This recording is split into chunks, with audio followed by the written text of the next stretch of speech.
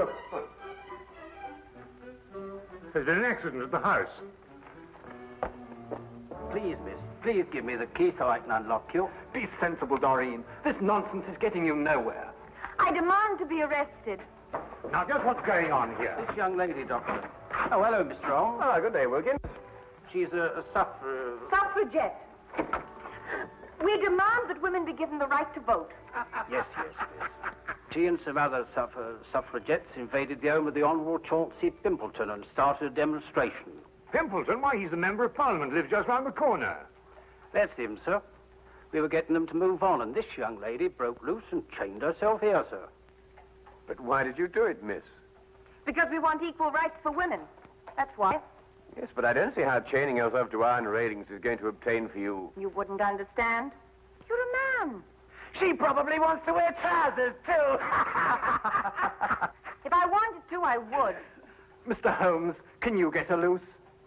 She slipped the key of the handcuffs down her... We're waiting for a hacksaw now, sir. That's right, a hacksaw. Hack me to pieces while you're at it. I'm only a woman. I believe I can help you. I don't want any help. She wants to vote. Now go on home and cook your old man his supper. Now arrest me. I insist upon it. I'll leave her in your hands, if I may, Mr. Holmes. Coward! You'd arrest me if I was a man. Mr. Holmes, may we impose upon you? I somehow have the impression you already have. Won't you come up?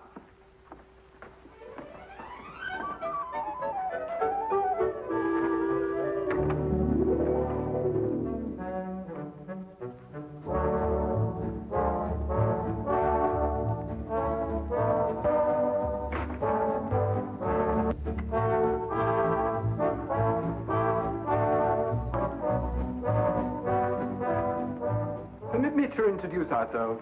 This is my fiancée, Miss Doreen Meredith. First secretary to give the women the vote. I'm delighted to meet you, Miss Meredith. And I'm Henry Travers, personal secretary to Mr. Pimpleton. Oh, yes. I seem to remember that it was Mr. Pimpleton who led the attack on the suffragette bill in the House the other day when it was defeated. And very, very resoundingly defeated.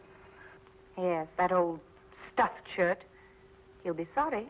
I wish you'd get out of this Give Women the Vote League, Doreen. It's dangerous. Yes, I can see that it has its inconveniences, Mr. Travers, but I don't really believe that it's dangerous. Would you call bombs dangerous, Mr. Holmes? Good heavens, are they using bombs now? Oh, just a teeny one. Boris and I made it to blow up a lion. My dear young lady, you don't blow up a lion, you shoot it. Who is Boris? An anarchist. An anarchist. He's an old dear who wouldn't hurt a fly. Blowing up lions, anarchists. Sometimes I don't know where modern England's going.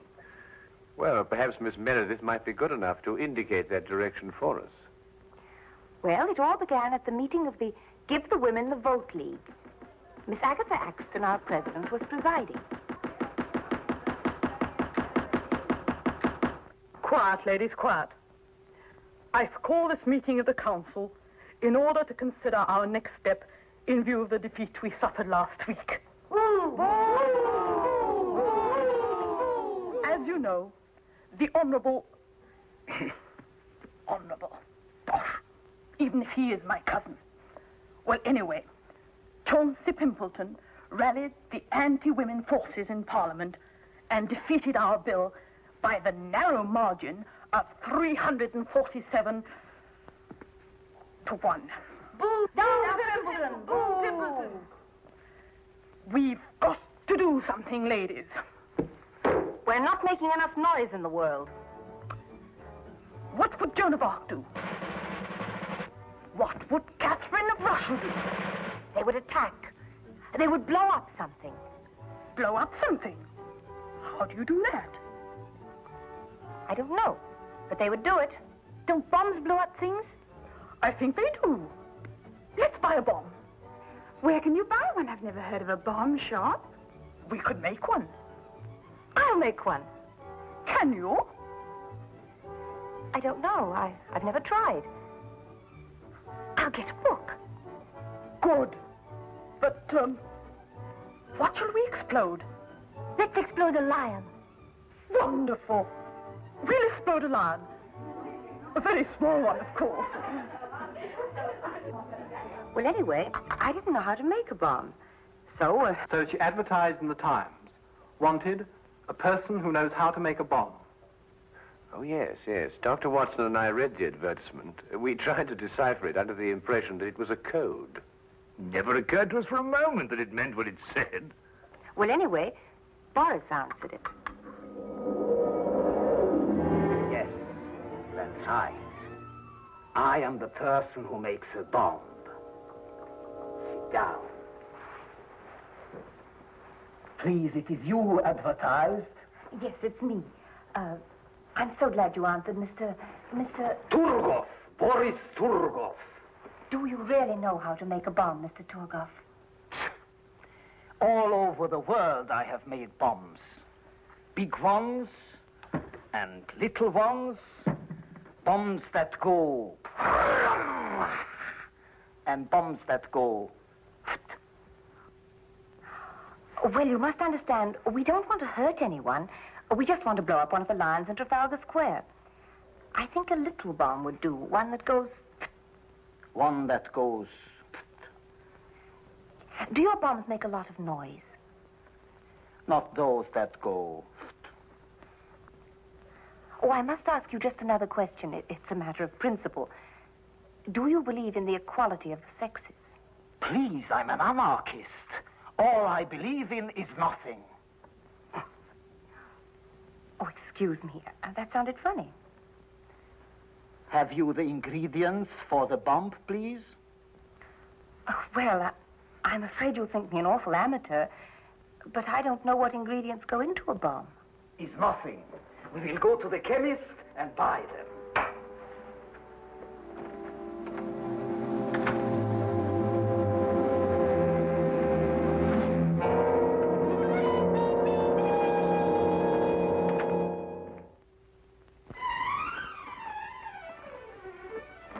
Here you are, sir.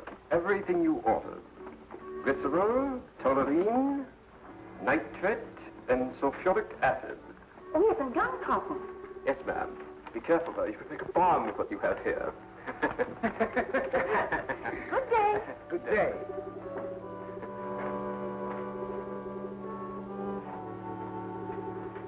Glycerol, toluene, nitrate, and sulfuric acid. Gunpowder. Good Lord, that's all they can make with the stuff. A bomb.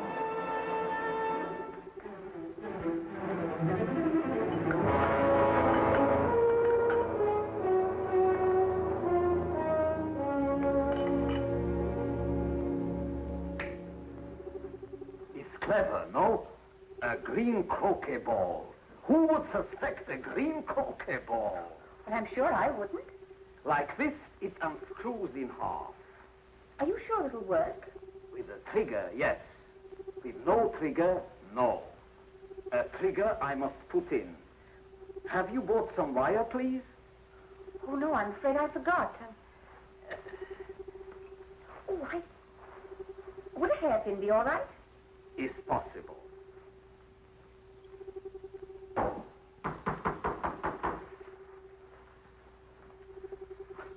Hello, darling.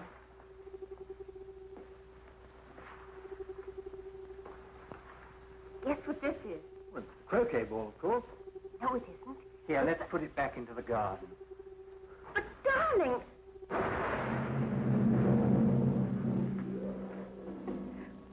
Well, fortunately, Boris made the wrong formula. It was only a small explosion. And so you made another bomb out of a croquet ball. Oh, yes, we went to work on it right away. Where is it? Here. Doreen! Good Lord, get it away from her, Holmes. Well, it won't go off unless it's hit very hard. Might I see it, Miss Meredith? Take care, my dear chap. That's no croquet ball, you know. That's precisely what it is, Watson. Just a very ordinary croquet ball with a crest on it. Why, that's Mr. Pimbleton's favorite croquet ball from his garden set. And the crest? The family's. His uncle's the Earl of Clareborough. His favorite croquet ball, did you say, Mr. Travers? Does he always use a green one? Always. He plays every afternoon at 5. He's as regular as a clock. Then if that's his croquet ball, then someone must have... Exactly, Watson. Well, then he'll go and play croquet with a bomb. What time is it now? 5 o'clock. He only lives just around the corner. If he's as punctual as Mr. Travers says he is...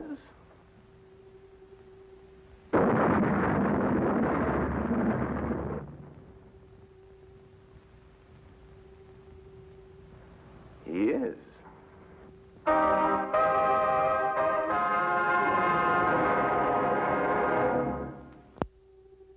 He was standing here when it happened.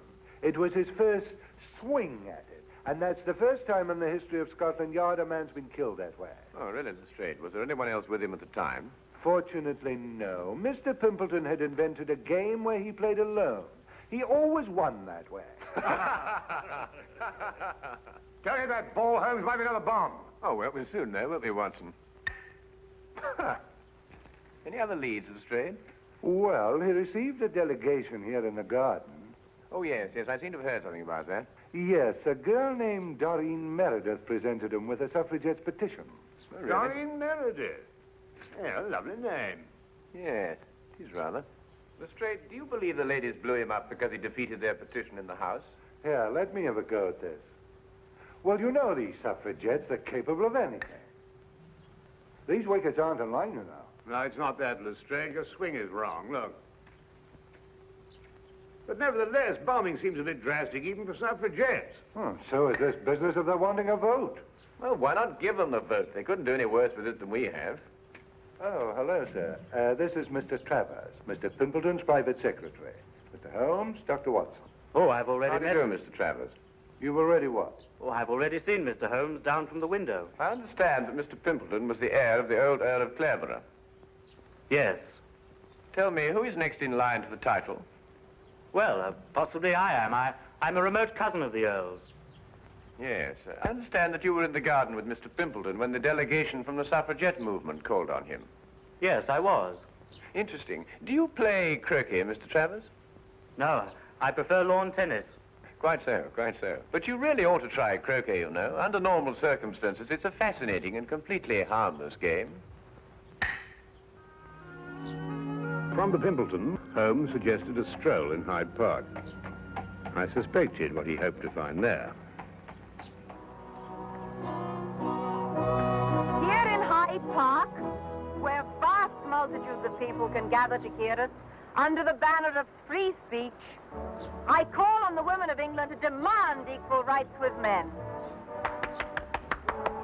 We cook, we sew, we scrub. Why shouldn't we vote? Throughout the ages, women have been the pawns of men. Men of England, hold your ground. Keep women where they belong, in the kitchen. Women of England, keep out of the kitchen. Give them the vote now, and in 5 years' time, they'll be running the country. Sir, I ask you, are women slaves? Sir, I ask you, are they capable of voting? I know speak English.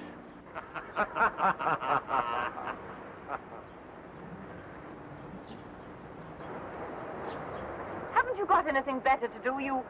Here now, don't you talk to me like that. No rioting, please, or I'll have to ask you to move along. I was moving along anyway. I'm very particular whom I speak next to. Huh? Free speech. You say something men don't like, they tell you to move on. Well, of course, Miss Meredith, like all prophets, you're ahead of your times. And without honor in your own country. Oh, Miss Meredith, we'd like to ask you a few questions about Boris Turgoff. Oh, poor Boris. He'll never forgive me for getting him in this fix. He's so gentle, really.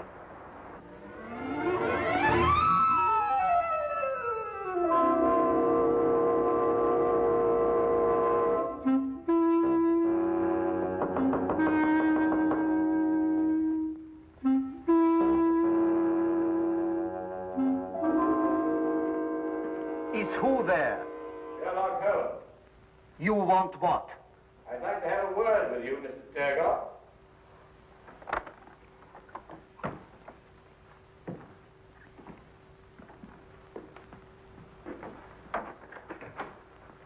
This is my good friend, Dr. Watson. I'm told you manufacture bombs, Mr. Turgoff. All kinds. Long fuse, short fuse. Did you make only one bomb for Miss Meredith? Oh, you know of that one. Well? 2 bombs I make for her, but one her young man sets off. Accidentally. He says. Do you know where this other bomb blew up? Yes. In Mr. Pimpleton's garden. Not the first time that the Turgoff bomb goes off in the wrong place.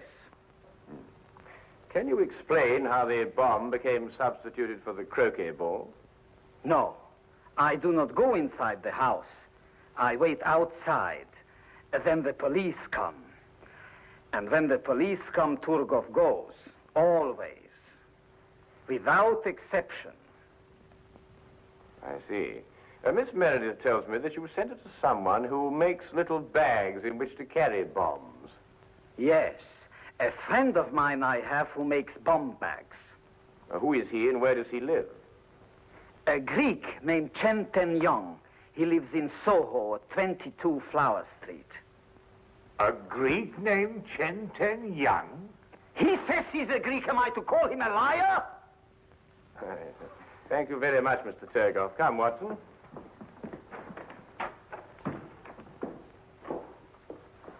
Mr. Turgoff, I wouldn't manufacture any more bombs if I were you. Scotland Yard's looking for you.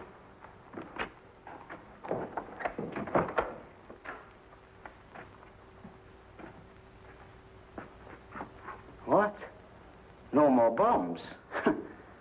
What am I to make then? Paper bags filled with air, maybe? Paper bags.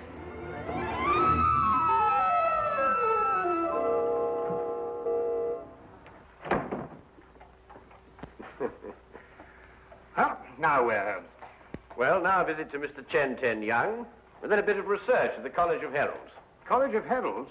You mean where they keep all the records of the title family? Precisely. This case started with the theory that women would get the vote, and I believe that one day they will. Oh, nonsense. And the solution of the crime lies in the theory. You mean some hidden factor we may have overlooked? Some subtle factor, Watson. Like a bomb?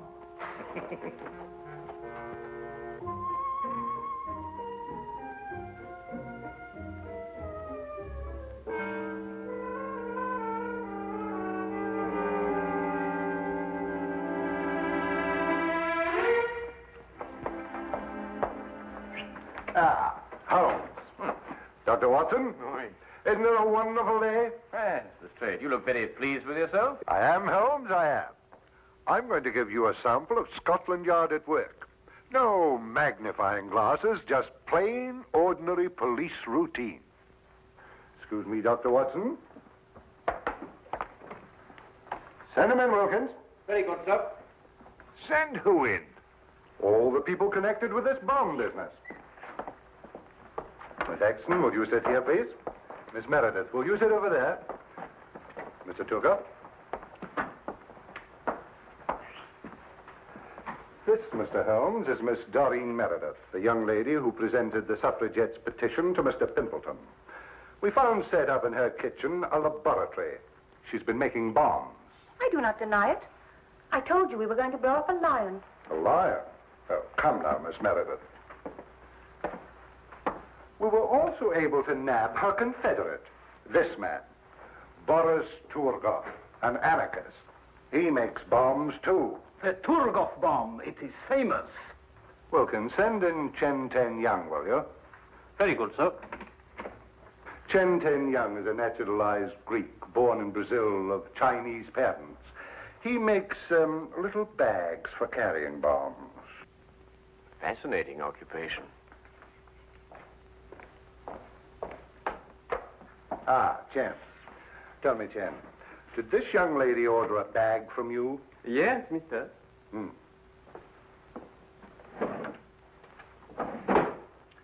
Did you make this bag? Yes, mister. 5 shillings 6 pence. That is so, but on price. I see. Well, there it is, Holmes. There you are. An open and shut case. Miss Meredith killed Pimpleton because he was anti-suffragette. Ingenious, Lestrade. Really quite ingenious. You know there's only one thing wrong with it. What? Neither Miss Meredith nor Mr. Torgoff are guilty. Oh, I didn't expect you to agree with me. You never have. Well, not always, Lestrade, but sometimes, you know, sometimes. However, in this case, the real murderer killed Pimpleton for one reason, and one reason only. To be next in line to the title of the Earl of Clareborough. Well, who is next in line?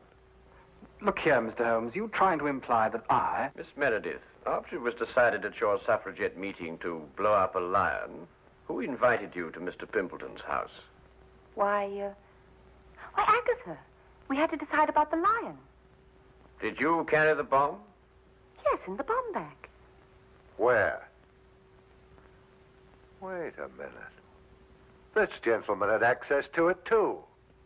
Together with this lady. What does that mean? It's an intriguing title, Clareborough. First created in 1417, it has an unusual clause in its charter. Once, and only once, may the title pass to a female, if the female be next in line. That would automatically make her a countess. So far, that hasn't happened in the history of the title, until now. Well, I'm the next male member of the family. Except for Agatha, she's older than I am. I refuse to sit here and... Watson! Thank you. You'll notice, Lestrade, that this bag is identical to Miss Meredith's. Chen, who ordered this second bag from you? This woman, mister. Uh-huh. Chen, why didn't you tell me this? You know ask me, mister. This man, he asked me. And you see, the switch was simple and premeditated, of course. Why, Miss Axton, how could you? Preposterous!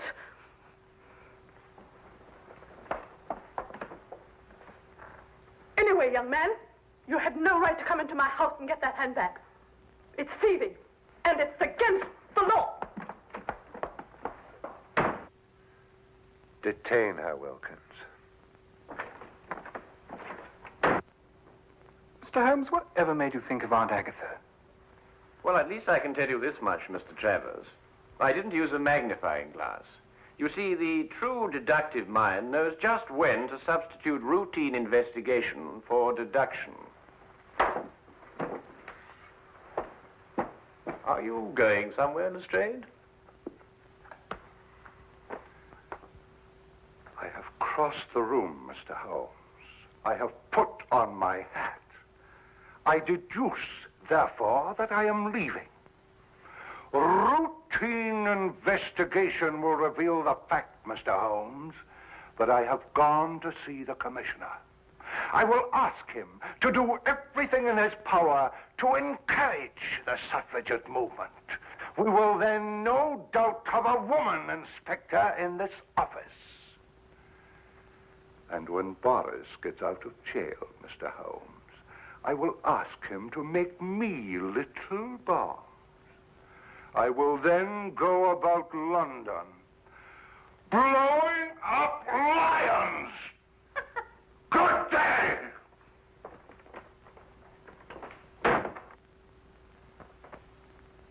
You know, Holmes, I've been worried about his complexion lately. I think Lestrade needs a rest. Yes, Watson, yes, I'm inclined to agree.